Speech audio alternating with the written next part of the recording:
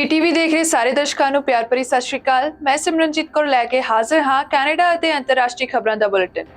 ਸਭ ਤੋਂ ਪਹਿਲਾਂ ਸ਼ੁਰੂਆਤ ਕਰਦੇ ਹਾਂ ਮੁੱਖ ਖਬਰਾਂ ਦੇ ਨਾਲ। ਨਾਈਜੀਰੀਆ ਵਿੱਚ ਕੈਨੇਡਾ ਹਾਈ ਕਮਿਸ਼ਨ ਵਿੱਚ ਧਮਾਕੇ, 2 ਲੋਕਾਂ ਦੀ ਮੌਤ, ਮੈਲਨੀ ਜੋਲੀ ਨੇ ਦਿੱਤੀ ਜਾਣਕਾਰੀ। ਬ੍ਰਿਟਿਸ਼ ਕੋਲੰਬੀਆ ਵਿੱਚ ਵਾਂਟਡ ਸੈਕਸ ਆਫੈਂਡਰ ਦੀ ਤਲਾਸ਼ ਜਾਰੀ, ਲੰਘੇ ਸ਼ਨੀਵਾਰ ਤੋਂ ਲਾਪਤਾ ਅਪਰਾਧੀ। ਧੋਖਾਧੜੀ ਦੇ ਮੁਕੱਦਮੇ ਵਿੱਚ ਅਮਰੀਕਾ ਦੇ ਸਾਬਕਾ ਰਾਸ਼ਟਰਪਤੀ ਟਰੰਪ ਨੂੰ ਜੱਜ ਨੇ ਪਾਈ ਝਾੜ, ਕਿਹਾ ਇਹ ਕੋਈ ਰਾਜਨੀਤਿਕ ਰੈਲੀ ਨਹੀਂ। ਸੁਡਾਨ ਦੀ ਰਾਜਧਾਨੀ 'ਚ ਹੋਇਆ ਬੰਬ ਧਮਾਕਾ, ਸੈਂਕੜੇ ਲੋਕਾਂ ਦੀ ਹੋਈ ਮੌਤ, 55 ਲੱਖ ਲੋਕ ਹੋਏ ਬੇਘਰ। ਹੁਣ ਖਬਰਾਂ ਵਿਸਥਾਰ ਨਾਲ। ਵਿਦੇਸ਼ ਮਾਮਲਿਆਂ ਦੀ ਮੰਤਰੀ ਮੈਲਨੀ ਜੋਲੀ ਨੇ ਕਿਹਾ ਕਿ ਨਾਈਜੀਰੀਆ 'ਚ ਕੈਨੇਡਾ ਦੇ ਹਾਈ ਕਮਿਸ਼ਨ 'ਚ ਧਮਾਕੇ ਹੋਏ, ਜਿਸ 'ਚ 2 ਲੋਕਾਂ ਦੀ ਮੌਤ ਹੋ ਗਈ। ਮੈਲਨੀ ਜੋਲੀ ਨੇ ਇਸ ਘਟਨਾ ਬਾਰੇ ਜਾਣਕਾਰੀ ਐਕਸ ਤੇ ਟਵੀਟ ਕਰਕੇ ਦਿੱਤੀ। ਐਮਰਜੈਂਸੀ ਕਾਲ ਦਾ ਜਵਾਬ ਦੇਣ ਲਈ ਮੌਜੂਦਾ ਟੀਮ ਐਫਸੀਟੀ ਫਾਇਰ ਸਰਵਿਸ ਲਈ ਸੰਚਾਲਨ ਦੀ ਮੁਖੀ ਸਿਨਾ ਬਿਓਏ ਦਾ ਕਹਿਣਾ ਹੈ ਕਿ ਇਸ ਮਾਮਲੇ 'ਚ ਜਾਂਚ ਅਜੇ ਵੀ ਜਾਰੀ ਹੈ। ਹਾਲਾਂਕਿ ਸਿਨਾ ਬਿਓਏ ਨੇ ਇਸ ਗੱਲ ਦੀ ਪੁਸ਼ਟੀ ਨਹੀਂ ਕੀਤੀ ਕਿ ਇਸ ਧਮਾਕੇ 'ਚ ਕਿੰਨੇ ਲੋਕ ਜ਼ਖਮੀ ਹੋਏ ਹਨ ਅਤੇ ਨਾ ਹੀ ਇਸ ਬਾਰੇ ਕੋਈ ਜਾਣਕਾਰੀ ਹੈ ਕਿ ਅੱਗ ਕਿਸ ਸਮੇਂ ਲੱਗੀ। ਜਾਣਕਾਰੀ ਮੁਤਾਬਕ ਨਾਈਜੀਰੀਆ ਦੇ ਸਥਾਨਕ ਮੀਡੀਆ ਨੇ ਦੱਸਿਆ ਸੀ ਕਿ ਅਬੂਜਾ ਦੇ ਡਿਪਲੋਮੈਟਿਕ ਕੁਆਰਟਰ ਵਿੱਚ ਸਥਿਤ ਇਮਾਰਤ ਤੋਂ ਦੁਪਹਿਰ ਤੋਂ ਹੀ ਧੂੰਆਂ ਨਿਕਲ ਰਿਹਾ ਸੀ। ਵਿਭਾਗ ਵੱਲੋਂ ਸੈਨੇਟ ਦੇ ਵਿਦੇਸ਼ ਮਾਮਲਿਆਂ ਦੀ ਕਮੇਟੀ ਕੋਲ ਦਾਇਰ ਕੀਤਾ ਗਿਆ ਡਾਟਾ ਦਰਸਾਉਂਦਾ ਹੈ ਕਿ ਅਗਸਤ 2022 ਤੱਕ ਅਬੂਜਾ ਵਿੱਚ 12 ਕੈਨੇਡੀਅਨ ਡਿਪਲੋਮੈਟ ਤਾਇਨਾਤ ਸਨ ਅਤੇ 32 ਸਥਾਨਕ ਤੌਰ ਤੇ ਨਿਯੁਕਤ ਕੀਤੇ ਗਏ ਕਰਮਚਾਰੀ ਸਨ। ਬ੍ਰਿਟਿਸ਼ ਕੋਲੰਬੀਆ ਵਿੱਚ ਉੱਚ ਜੋਖਮ ਵਾਲੇ ਸੈਕਸ ਆਫੈਂਡਰ ਰੈਂਡਲ ਹੋਪਲੇ ਲਈ ਲੰਘੇ ਸੋਮਵਾਰ ਨੂੰ ਵੀ ਖੋਜ ਜਾਰੀ ਰਹੀ, ਜਿਸ ਦਾ ਪੂਰੇ ਕੈਨੇਡਾ ਵਿੱਚ ਵਾਰੰਟ ਕੱਢਿਆ ਗਿਆ ਹੈ ਅਤੇ ਵਾਂਟਡ ਹੈ।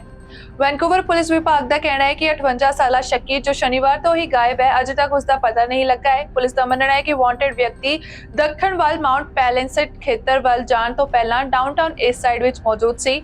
ਹੋਪਲੇ ਨਾਂ ਦੇ ਵਾਂਟਡ ਵਿਅਕਤੀ ਦੀ ਲੰਘੇ ਸੋਮਵਾਰ ਸਵੇਰੇ ਅਦਾਲਤ ਵਿੱਚ ਪੇਸ਼ੀ ਸੀ ਤਾਂ ਜੋ ਉਸ ਦੇ ਨਿਗਰਾਨੀ ਆਦੇਸ਼ ਦੀ ਉਲੰਘਣਾ ਕਰਨ ਦੇ 2 ਮਾਮਲਿਆਂ ਤੇ ਅਦਾਲਤ 'ਚ ਫੈਸਲਾ ਸੁਣਾਇਆ ਜਾ ਸਕੇ। ਪੁਲਿਸ ਦੇ ਅਨੁਸਾਰ ਹੋਪਲੇ ਦਾ ਬੱਚਿਆਂ ਦੇ ਵਿਰੁੱਧ 3 ਜਿਨਸੀ ਅਪਰਾਧਾਂ ਸਮੇਤ ਹਮਲੇ, ਜਾਇਦਾਦ ਅਤੇ ਜਿਨਸੀ ਅਪਰਾਧਾਂ ਲਈ ਦੋਸ਼ੀ ਠਹਿਰਾਏ ਜਾਣ ਦੇ ਮਾਮਲੇ ਪਹਿਲਾਂ ਤੋਂ ਹੀ ਦਰਜ ਹਨ। ਪੁਲਿਸ ਨੇ ਹੋਪਲੇ ਦੀ ਤਸਵੀਰ ਵੀ ਸਾਂਝੀ ਕੀਤੀ ਹੈ ਅਤੇ ਉਸ ਦੇ ਕੱਦ ਬਾਰੇ ਵੀ ਜਾਣਕਾਰੀ ਦਿੱਤੀ ਹੈ ਤੇ ਨਾਲ ਹੀ ਲੋਕਾਂ ਨੂੰ ਕਿਹਾ ਹੈ ਕਿ ਜੋ ਵੀ ਉਸ ਨੂੰ ਦੇਖਦਾ ਹੈ ਉਸ ਨੂੰ ਤੁਰੰਤ 911 ਤੇ ਕਾਲ ਕਰਨ ਦੀ ਸਲਾਹ ਦਿੱਤੀ ਜਾਂਦੀ ਹੈ।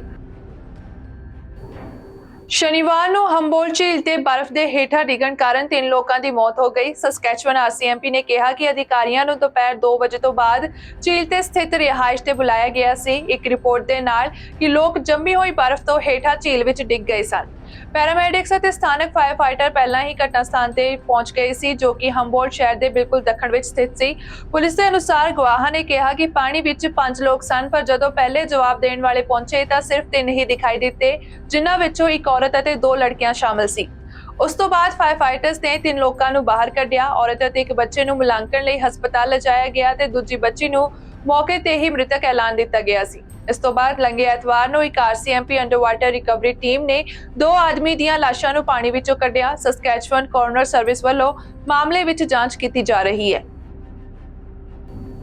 ਕਿਊਬੈਕ ਵਿੱਚ ਸੂਬਾਈ ਸਰਕਾਰ ਨਾਲ ਇਕਰਾਰਨਾਮੇ ਦੀ ਪਛੜ ਜਾਣ ਵਾਲੀ ਗੱਲਬਾਤ ਨੂੰ ਲੈ ਕੇ 1 ਦਿਨ ਦੀ ਹੜਤਾਲ ਕੀਤੀ ਗਈ, ਜਿਸ ਵਿੱਚ ਕਿਊਬੈਕ ਦੇ ਜਨਤਕ ਖੇਤਰ ਦੇ ਕਾਮਿਆਂ ਨੇ ਕਿਹਾ ਕਿ ਜੇਕਰ ਕੋਈ ਨਵਾਂ ਸੌਦਾ ਨਹੀਂ ਹੋਇਆ ਤਾਂ ਉਹ ਇਸ ਮਹੀਨੇ ਦੇ ਅੰਤ ਵਿੱਚ ਹੋਰ 3 ਦਿਨਾਂ ਲਈ ਨੌਕਰੀ ਛੱਡ ਦੇਣਗੇ। 4 ਯੂਨੀਅਨਸ ਵੱਲੋਂ ਨੁਮਾਇੰਦਗੀ ਕਰਨ ਵਾਲੇ ਵਰਕਰਾਂ ਦਾ ਕਹਿਣਾ ਹੈ ਕਿ ਉਹਨਾਂ ਦੇ ਮੈਂਬਰ 21 ਤੋਂ 23 ਨਵੰਬਰ ਤੱਕ ਦੁਬਾਰਾ ਹੜਤਾਲ ਕਰਨਗੇ। ਸਕੂਲ, ਸਿਹਤ ਸੰਭਾਲ ਸਹੂਲਤਾਂ ਅਤੇ ਸਮਾਜਿਕ ਸੇਵਾਵਾਂ ਵਿੱਚ ਹੜਤਾਲ ਨਾਲ ਬੀਤੇ ਦਿਨ ਵਿਘਨ ਪਿਆ, ਕਿਉਂਕਿ ਲਗਭਗ 420,000 ਵਰਕਰਾਂ ਦੇ ਸਾਂਝੇ ਮੋਰਚੇ ਦੀ ਨੁਮਾਇੰਦਗੀ ਕਰਨ ਵਾਲੀਆਂ 4 ਯੂਨੀਅਨਸ ਨੇ ਸੂਬੇ ਦੀ ਤਾਜ਼ਾ ਇਕਰਾਰਨਾਮੇ ਦੀ ਪੇਸ਼ਕਸ਼ ਦਾ ਵਿਰੋਧ ਕੀਤਾ ਹੈ। ਸਰਕਾਰ ਦੀ ਨਵੀਨਤਮ ਪੇਸ਼ਕਸ਼ ਵਿੱਚ 5 ਸਾਲਾਂ ਵਿੱਚ 10.3% ਤਨਖਾਹ ਵਾਧਾ ਅਤੇ ਹਰੇਕ ਕਰਮਚਾਰੀ ਨੂੰ $1000 ਦਾ ਇੱਕ ਵਾਰ ਭੁਗਤਾਨ ਕਰਨਾ ਸ਼ਾਮਲ ਹੈ। ਇਸ ਪ੍ਰਸਤਾਵ ਨੂੰ ਯੂਨੀਅਨਸ ਨੇ ਮਾਮੂਲੀ ਦੱਸਿਆ ਹੈ। ਖਜ਼ਾਨਾ ਬੋਰਡ ਦੀ ਪ੍ਰਧਾਨ ਸੋਨੀਆ ਲਿਬੇਲ ਨੇ ਐਕਸ ਤੇ ਲਿਖਿਆ ਕਿ ਜੇਕਰ ਯੂਨੀਅਨਸ ਪੇਸ਼ਕਸ਼ ਤੋਂ ਸੰਤੁਸ਼ਟ ਨਹੀਂ ਹਨ ਤਾਂ ਉਹਨਾਂ ਨੂੰ ਇੱਕ ਰਚਨਾਤਮਕ ਜਵਾਬੀ ਪੇਸ਼ਕਸ਼ ਜਮ੍ਹਾਂ ਕਰਾਉਣੀ ਚਾਹੀਦੀ ਹੈ। ਯੂਨੀਅਨਸ ਉੱਚ ਮਹਿੰਗਾਈ ਦੇ ਸਮੇਂ ਦੌਰਾਨ ਆਪਣੀ ਖਰੀਦ ਸ਼ਕਤੀ ਨੂੰ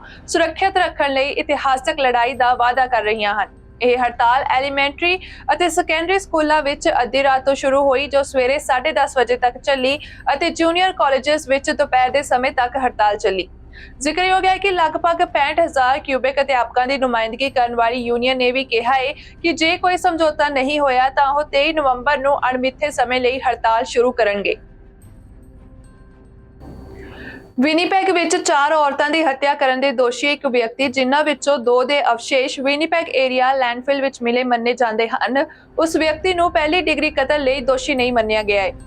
ਜੈਰਮੀ ਸਕਿਬਿਕੀ 2 ਹਫ਼ਤਿਆਂ ਲਈ ਨਿਯਤ ਪ੍ਰੀ ਟ੍ਰਾਇਲ ਵਿੱਚ ਹਿੱਸਾ ਲੈਣ ਲਈ ਬੀਤੇ ਦਿਨ ਅਦਾਲਤ ਵਿੱਚ ਪੇਸ਼ ਹੋਇਆ। ਸਕਿਬਿਕੀ ਤੇ 4 ਔਰਤਾਂ ਦੀ ਹੱਤਿਆ ਕਰਨ ਦਾ ਦੋਸ਼ ਹੈ। ਪੁਲਿਸ ਦਾ ਮੰਨਣਾ ਹੈ ਕਿ ਹੈਰਿਸ ਅਤੇ ਮਾਇਰਨ ਨਾਂ ਦੀ ਔਰਤਾਂ ਦੇ ਅਵਸ਼ੇਸ਼ ਵਿਨੀਪੈਗ ਦੇ ਉੱਤਰ ਵਿੱਚ ਪ੍ਰੇਰੀ ਗ੍ਰੀਨ ਲੈਂਡਫਿਲ ਵਿੱਚ ਮਿਲੇ ਹਨ, ਜਦੋਂ ਕਿ ਕੈਂਟੂਆਸ ਦੇ ਅਵਸ਼ੇਸ਼ ਪਿਛਲੇ ਸਾਲ ਸ਼ਹਿਰ ਦੁਆਰਾ ਚਲਾਏ ਗਏ ਇੱਕ ਵੱਖਰੇ ਲੈਂਡਫਿਲ ਵਿੱਚ ਮਿਲੀਆਂ ਸਨ ਅਤੇ ਇੱਕ ਅਣਪਛਾਤੀ ਔਰਤ ਦੇ ਅਵਸ਼ੇਸ਼ ਅਜੇ ਤੱਕ ਨਹੀਂ ਮਿਲੇ। ਮਾਮਲੇ ਵਿੱਚ ਸਕਿਬਿਕੀ ਦੇ ਵਕੀਲ ਦਲੀਲ ਦੇ ਰਹੇ ਹਨ ਕਿ ਉਹਨਾਂ ਦੇ ਮੁਵੱਕਿਲ ਤੇ ਇਕੱਲੇ ਜੱਜ ਦੀ ਸੁਣਵਾਈ ਹੋਣੀ ਚਾਹੀਦੀ ਹੈ। ਬਾਕੀ ਪ੍ਰੀ ਟ੍ਰਾਇਲ ਪ੍ਰਕਾਸ਼ਨ ਪਾਬੰਦੀ ਦੇ ਅਧੀਨ ਹੋਵੇਗਾ। ਸਕਿਬਿਕੀ ਦਾ ਮੁਕੱਦਮਾ ਅਪ੍ਰੈਲ ਵਿੱਚ ਸ਼ੁਰੂ ਹੋਣ ਵਾਲਾ ਹੈ। ਓਨਟਾਰੀਓ ਸਰਕਾਰ ਕੰਮ ਵਾਲੀ ਥਾਂ ਤੇ ਜਿਨਸੀ ਸ਼ੋਸ਼ਣ, ਦੁਰਵਿਹਾਰ ਜਾਂ ਹਿੰਸਾ ਦੇ ਮਾਮਲਿਆਂ ਵਿੱਚ ਗੈਰ ਖੁਲਾਸਾ ਸਮਝੌਤਿਆਂ ਦੀ ਵਰਤੋਂ ਤੇ ਪਾਬੰਦੀ ਲਗਾਉਣ ਬਾਰੇ ਵਿਚਾਰ ਕਰ ਰਹੀ ਹੈ। ਜਾਣਕਾਰੀ ਮੁਤਾਬਕ ਲੇਬਰ ਮਿਨਿਸਟਰ ਡੇਵਿਡ ਪਚੀਨੀ ਨੇ ਇਸ ਮੁੱਦੇ ਤੇ ਸਲਾਹ ਮਸ਼ਵਰੇ ਦਾ ਐਲਾਨ ਕਰਨ ਲਈ ਤਿਆਰ ਹਨ, ਕਿਉਂਕਿ ਉਹ ਆਪਣੇ ਮੰਤਰਾਲੇ ਦੇ ਅਗਲੇ ਕਾਨੂੰਨ ਬਾਰੇ ਚਰਚਾ ਕਰਨਗੇ। ਪਚੀਨੀ ਦਾ ਕਹਿਣਾ ਹੈ ਕਿ ਗੈਰ ਖੁਲਾਸਾ ਸਮਝੌਤਿਆਂ ਦੀ ਵਰਤੋਂ ਕਦੇ ਵੀ ਪੀੜਤਾਂ ਨੂੰ ਚੁੱਪ ਕਰਨ ਜਾਂ ਜਵਾਬਦੇਹੀ ਤੋਂ ਪਾਸੇ ਕਰਨ ਲਈ ਨਹੀਂ ਕੀਤੀ ਜਾਣੀ ਚਾਹੀਦੀ। ਜਾਣਕਾਰੀ ਮੁਤਾਬਕ ਓਨਟਾਰੀਓ ਨੇ ਪਹਿਲਾਂ ਪੋਸਟ ਸੈਕੰਡਰੀ ਕਰਮਚਾਰੀਆਂ ਵਿੱਚ ਜਿਨਸੀ ਦੁਰਵਿਹਾਰ ਦੇ ਮਾਮਲਿਆਂ ਵਿੱਚ NDAS ਦੀ ਵਰਤੋਂ ਤੇ ਪਾਬੰਦੀ ਲਾਈ ਸੀ, ਜੋ ਕਿਸੇ ਵੱਖਰੀ ਸੰਸਥਾ ਵਿੱਚ ਕੰਮ ਦੀ ਭਾਲ ਕਰ ਰਹੇ ਹਨ। ਉੱਥੇ ਹੀ ਕੈਨੇਡੀਅਨ ਬਾਰ ਐਸੋਸੀਏਸ਼ਨ ਦੇ ਮੈਂਬਰਾਂ ਨੇ ਦੁਰਵਿਵਹਾਰ ਅਤੇ ਪਰੇਸ਼ਾਨੀ ਦੇ ਮਾਮਲਿਆਂ ਵਿੱਚ ਗੈਰ ਖੁਲਾਸਾ ਸਮਝੌਤਿਆਂ ਦੀ ਵਰਤੋਂ ਨੂੰ ਨਾ ਕਰਨ ਦੇ ਹੱਕ ਵਿੱਚ ਵੋਟ ਦਿੱਤੀ। ਸਰਕਾਰ ਦਾ ਕਹਿਣਾ ਹੈ ਕਿ 10 ਵਿੱਚੋਂ 7 ਕਾਮਿਆਂ ਨੇ ਆਪਣੇ ਕੰਮ ਵਾਲੀ ਥਾਂ ਤੇ ਪਰੇਸ਼ਾਨੀ ਜਾਂ ਹਿੰਸਾ ਦਾ ਸਾਹਮਣਾ ਕਰਨ ਦੀ ਰਿਪੋਰਟ ਕੀਤੀ ਹੈ। ਔਰਤਾਂ ਅਤੇ ਲਿੰਗ ਵਿਭਿੰਨ ਲੋਕਾਂ ਲਈ ਦਰਾਂ ਹੋਰ ਵੀ ਵੱਧ ਹਨ। ਇਸ ਦੇ ਨਾਲ ਹੀ ਐਕਟ ਦੇ ਹਿੱਸੇ ਵਜੋਂ ਪ੍ਰੋਵਿੰਸ ਨੌਕਰੀ ਦੀ ਪੋਸਟਿੰਗ ਤੇ ਤਨਖਾਹਾਂ ਜਾਂ ਉਜਰਤਾ ਦਾ ਖੁਲਾਸਾ ਲਾਜ਼ਮੀ ਬਣਾਉਣ ਲਈ ਤਿਆਰ ਹਨ। ਡੋਨਾਲਡ ਟਰੰਪ ਦੇ ਸਿਵਲ ਧੋਖਾਧੜੀ ਦੇ ਮੁਕੱਦਮੇ ਦੀ ਪ੍ਰਧਾਨਗੀ ਕਰ ਰਹੇ ਜੱਜ ਨੇ ਲੰਘੇ ਸੋਮਵਾਰ ਨੂੰ ਟਰੰਪ ਨੂੰ ਵਾਰ-ਵਾਰ ਆਪਣੇ ਜਵਾਬਾਂ ਨੂੰ ਸੰਖੇਪ ਰੱਖਣ ਦੀ ਨਸੀਹਤ ਦਿੱਤੀ ਅਤੇ ਟਰੰਪ ਨੂੰ ਯਾਦ ਦਿਵਾਇਆ ਕਿ ਇਹ ਕੋਈ ਸਿਆਸੀ ਰੈਲੀ ਨਹੀਂ ਹੈ, ਕਿਉਂਕਿ ਸਾਬਕਾ ਰਾਸ਼ਟਰਪਤੀ ਅਤੇ ਪ੍ਰਮੁੱਖ ਰਿਪਬਲਿਕਨ ਰਾਸ਼ਟਰਪਤੀ ਅਹੁਦੇ ਦੇ ਉਮੀਦਵਾਰ ਨੇ ਟਰੰਪ ਤੇ ਨਾਟਕੀ ਢੰਗ ਨਾਲ ਦੋਸ਼ ਲਗਾਉਣ ਵਾਲੇ ਮੁਕੱਦਮੇ ਵਿੱਚ ਗਵਾਹੀ, ਜਿਸ ਵਿੱਚ ਟਰੰਪ ਆਪਣੀ ਨੈਟਵਰਥ ਨੂੰ ਵਧਾ ਚੜਾ ਕੇ ਦੱਸ ਰਹੇ ਸੀ। ਜੱਜ ਨੇ ਟਰੰਪ ਨੂੰ ਝਾੜ ਪਾਉਂਦੇ ਹੋਏ ਕਿਹਾ ਕਿ ਸਾਡੇ ਕੋਲ ਸਮਾਂ ਬਰਬਾਦ ਕਰਨ ਦਾ ਸਮਾਂ ਨਹੀਂ ਹੈ, ਸਾਡੇ ਕੋਲ ਅਜਿਹਾ ਕਰਨ ਲਈ ਇੱਕ ਦਿਨ ਹੈ। ਇੱਕ ਹੋਰ ਬਿੰਦੂ ਤੇ ਟਰੰਪ ਦੇ ਅਟਾਰਨੀ ਵੱਲ ਮੁੜਦੇ ਹੋਏ ਜੱਜ ਨੇ ਕਿਹਾ, ਮੈਂ ਤੁਹਾਨੂੰ ਬੇਨਤੀ ਕਰਦਾ ਹਾਂ ਕਿ ਜੇ ਤੁਸੀਂ ਕਰ ਸਕਦੇ ਹੋ ਤਾਂ ਇਸ ਨੂੰ ਕਾਬੂ ਕਰੋ, ਜੇ ਤੁਸੀਂ ਨਹੀਂ ਕਰ ਸਕਦੇ ਤਾਂ ਮੈਂ ਕਰਾਂਗਾ। ਤੁਹਾਨੂੰ ਦੱਸ ਦਈਏ ਕਿ ਸਿਵਲ ਟ੍ਰਾਇਲ ਕਈ ਕਾਨੂੰਨੀ ਕਾਰਵਾਈਆਂ ਵਿੱਚੋਂ ਇੱਕ ਹੈ ਜਿਨ੍ਹਾਂ ਦਾ ਟਰੰਪ ਸਾਹਮਣਾ ਕਰ ਰਹੇ ਹਨ, ਜਿਸ ਵਿੱਚ ਫੈਡਰਲ ਅਤੇ ਰਾਜ ਦੇ ਦੋਸ਼ਾਂ ਸਮੇਤ ਟਰੰਪ ਉੱਤੇ ਗੈਰ ਕਾਨੂੰਨੀ ਤੌਰ ਤੇ ਵਰਗੀਕ੍ਰਿਤ ਦਸਤਾਵੇਜ਼ਾਂ ਨੂੰ ਜਮ੍ਹਾਂ ਕਰਨ ਅਤੇ 2020 ਦੀਆਂ ਰਾਸ਼ਟਰਪਤੀ ਚੋਣਾਂ ਨੂੰ ਉਲਟਾਉਣ ਦੀ ਸਾਜ਼ਿਸ਼ ਰਚਣ ਦੇ ਅਪਰਾਧਾਂ ਦੇ ਦੋਸ਼ ਸ਼ਾਮਲ ਹਨ। ਜਾਣਕਾਰੀ ਮੁਤਾਬਕ ਸੋਮਵਾਰ ਤੋਂ ਪਹਿਲਾਂ ਟਰੰਪ ਦਾ ਭਾਸ਼ਣ ਅਦਾਲਤ ਦੇ ਬਾਹਰ ਹੋਇਆ ਹੈ, ਜਿੱਥੇ ਟਰੰਪ ਨੇ ਆਪਣੇ ਗੁੱਸੇ ਨੂੰ ਆਵਾਜ਼ ਦੇਣ ਅਤੇ ਦਿਨਾਂ ਦੀ ਕਾਰਵਾਈ ਨੂੰ ਸਭ ਤੋਂ ਅਨੁਕੂਲ ਤਰੀਕੇ ਨਾਲ ਘੁਮਾਉਣ ਲਈ ਇਕੱਠੇ ਹੋਏ ਮੀਡੀਆ ਦੇ ਬੈਂਕ ਦਾ ਪੂਰਾ ਫਾਇਦਾ ਉਠਾਇਆ। ਐਂਗਰੋਨ ਅਤੇ ਟਰੰਪ ਵਿਚਕਾਰ ਤਣਾਅ ਪਿਛਲੇ ਮਹੀਨੇ ਪਹਿਲਾਂ ਹੀ ਪ੍ਰਦਰਸ਼ਿਤ ਕੀਤਾ ਗਿਆ ਸੀ, ਜਦੋਂ ਜੱਜ ਨੇ ਅਦਾਲਤ ਤੋਂ ਬਾਹਰ ਦੀਆਂ ਟਿੱਪਣੀਆਂ ਲਈ ਟਰੰਪ ਨੂੰ $10,000 ਦਾ ਜੁਰਮਾਨਾ ਕੀਤਾ ਸੀ। ਲੰਘੇ ਸੋਮਵਾਰ ਨੂੰ ਇਹ ਸਪਸ਼ਟ ਹੋ ਗਿਆ ਸੀ ਜਦੋਂ ਸਾਬਕਾ ਰਾਸ਼ਟਰਪਤੀ ਨੂੰ ਉਸਦੇ ਜਵਾਬਾਂ ਦੀ ਲੰਬਾਈ ਅਤੇ ਸਮੱਗਰੀ ਬਾਰੇ ਵਾਰ-ਵਾਰ ਝਿੜਕਿਆ ਗਿਆ ਸੀ। ਅਮਰੀਕਾ ਦੇ ਫਲੋਰੀਡਾ ਸੂਬੇ ਵਿੱਚ ਇੱਕ ਭਾਰਤੀ ਵਿਅਕਤੀ ਨੂੰ 2020 ਵਿੱਚ ਆਪਣੀ ਪਤਨੀ ਦੀ ਬੇਰਹਿਮੀ ਨਾਲ ਹੱਤਿਆ ਕਰਨ ਦੇ ਦੋਸ਼ ਵਿੱਚ ਉਮਰ ਕੈਦ ਦੀ ਸਜ਼ਾ ਸੁਣਾਈ ਗਈ ਹੈ। ਇੱਕ ਮੀਡੀਆ ਰਿਪੋਰਟ ਮੁਤਾਬਕ ਦੋਸ਼ੀ ਨੇ ਇੱਕ ਹਸਪਤਾਲ ਦੇ ਪਾਰਕਿੰਗ ਖੇਤਰ ਵਿੱਚ ਆਪਣੀ ਪਤਨੀ ਦੀ ਹੱਤਿਆ ਕਰ ਦਿੱਤੀ ਸੀ, ਜਿੱਥੇ ਉਹ ਨਰਸ ਵਜੋਂ ਕੰਮ ਕਰਦੀ ਸੀ। ਮੀਡੀਆ ਰਿਪੋਰਟਾਂ ਮੁਤਾਬਕ ਫਿਲਿਪ ਮੈਥਿਊਸ ਨੇ ਮੈਰੀਅਨ ਜੋਏ ਦੀ ਹੱਤਿਆ ਦੇ ਦੋਸ਼ਾਂ ਦਾ ਕੋਈ ਵਿਰੋਧ ਨਹੀਂ ਕੀਤਾ। ਮੈਰੀਅਨ ਜੋਏ ਆਪਣੀ ਪਤੀ ਨਾਲ ਤਣਾਅਪੂਰਨ ਅਤੇ ਅਪਮਾਨਜਨਕ ਰਿਸ਼ਤੇ ਨੂੰ ਖਤਮ ਕਰਨ ਬਾਰੇ ਵਿਚਾਰ ਕਰ ਰਹੀ ਸੀ। ਪੁਲਿਸ ਨੇ ਦੱਸਿਆ ਕਿ ਇਹ ਘਟਨਾ 2020 ਵਿੱਚ ਵਾਪਰੀ ਸੀ, ਜਦੋਂ ਬ੍ਰੋਵਾਰਡ ਹੈਲਥ ਕੋਰਲ ਸਪ੍ਰਿੰਗਸ ਵਿੱਚ ਨਰਸ ਵਜੋਂ ਕੰਮ ਕਰਦੀ ਜੋਏ ਨੂੰ 17 ਵਾਰ ਚਾਕੂ ਮਾਰਿਆ ਗਿਆ ਸੀ। ਪੁਲਿਸ ਨੇ ਕਿਹਾ ਕਿ ਮੈਥਿਊ ਨੇ ਆਪਣੀ ਕਾਰ ਨਾਲ ਉਸਦੀ ਕਾਰ ਨੂੰ ਰੋਕਿਆ, ਉਸ ਨੂੰ ਵਾਰ-ਵਾਰ ਮਾਰਿਆ ਅਤੇ ਫਿਰ ਜ਼ਮੀਨ ਤੇ ਡਿੱਗਣ ਤੋਂ ਬਾਅਦ ਉਸ ਨੂੰ ਕੁਚਲ ਦਿੱਤਾ।